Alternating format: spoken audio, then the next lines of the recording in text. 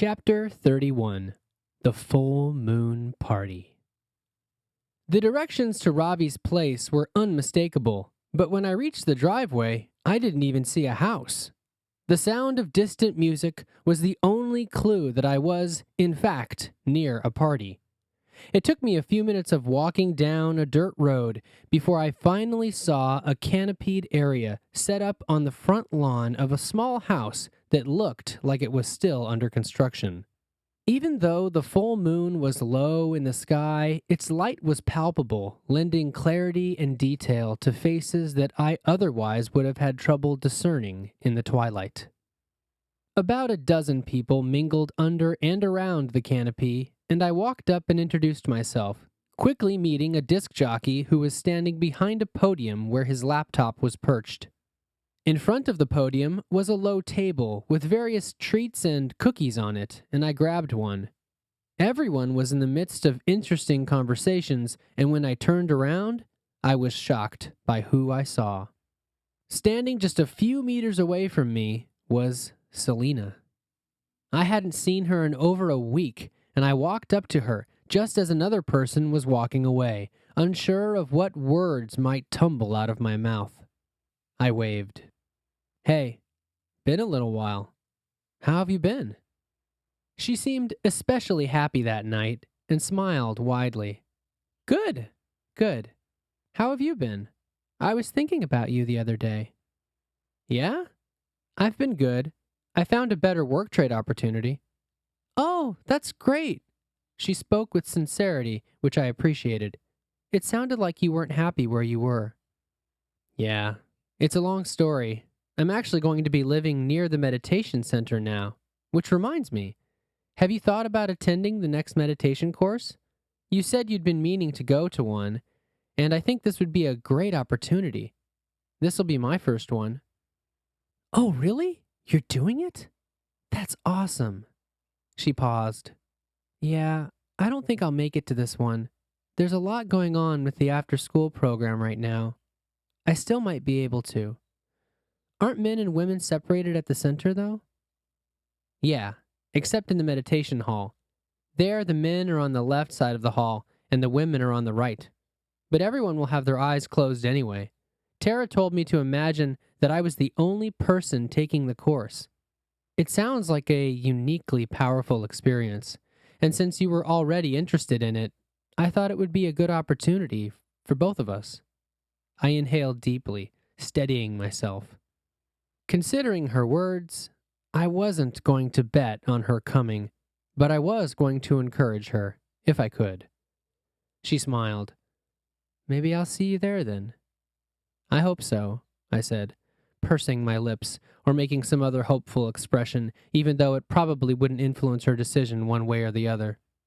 I continued to mingle with the party guests, most of whom I hadn't met before, until I got bored and went into the house. In Ravi's living room, a face painter had set up a table with an impressive palette, and several people talked around another table set with some snacks. I noticed that the windows didn't have any trim on them, and the floor was only partially finished. A cloth hammock chair hung from the ceiling, and one of the nearby walls was covered in various equations and rough schematics for something that I couldn't quite make out. When I walked closer, I noticed that the wall had been painted with a special paint, effectively turning the entire wall into a blackboard. My study of the decor was interrupted a moment later when Ravi came in from the back patio and gave me a big hug, welcoming me to the party. "Thanks, Ravi," I smiled. "It's great to be here. Your place is really interesting." "Thank you," he nodded slightly. "Are you hungry? Help yourself to anything." "Thanks. I noticed there's even a face painter. Very cool." "Yes, she volunteered." Ravi excused himself to the kitchen, and when I turned around, I was surprised to see Werther, the man who I'd briefly met at the center earlier that week, sitting in a corner, meditating quietly. And a few minutes later, I saw Tara talking to someone at the far end of the room. But by then, I suppose I shouldn't have been surprised by anything. It seemed that anyone could show up anywhere at any time on the Big Island. but seeing Tara so soon after our business meeting gave me a strange feeling. "Hey, so you know Ravi too? Pretty cool party, eh?" "Yeah," she said, sounding rather aloof. "Well, I found out about the party from Werther, but I've known Ravi for a while." "Cool." And just like that, I forgot every possible conversation topic, and a strange silence settled between us. Then I noticed a little painting on her hand. "Oh, did you go to the face painter? What did you get?" "Yeah, it was fun." She lifted up her hand, showing me a starburst pattern. "So, is that the sun?" "I guess so." Tara excused herself to get more food, and I looked around. On the couch nearby, I noticed Selena, strumming a little green ukulele, singing softly to herself. She'd gotten a rainbow pattern painted on her face, with colorful streaks of paint all radiating from her third eye. "Hello again," I said. "I like your face painting." She grinned at me. "Thanks. I like it too." Not missing a beat, she continued playing her song.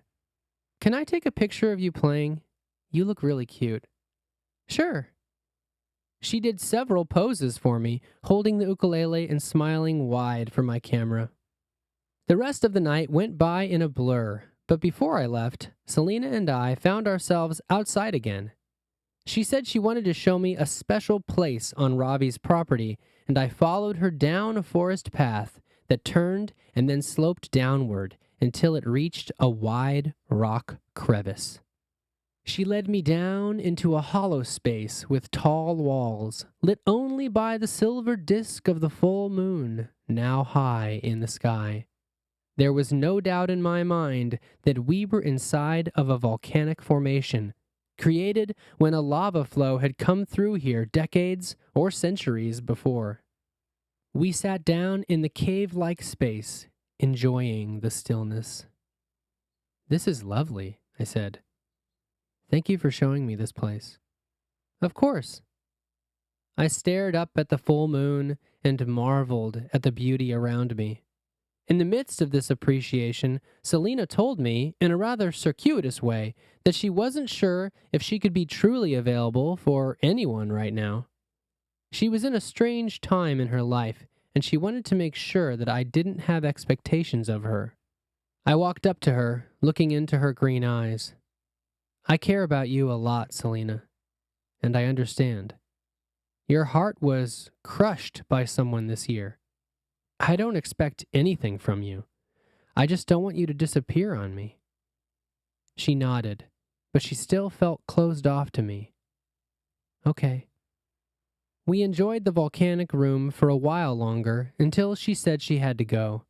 I hugged her farewell, and as I watched her fade into the distance, I realized that I simply didn't have the emotional energy to rejoin the party.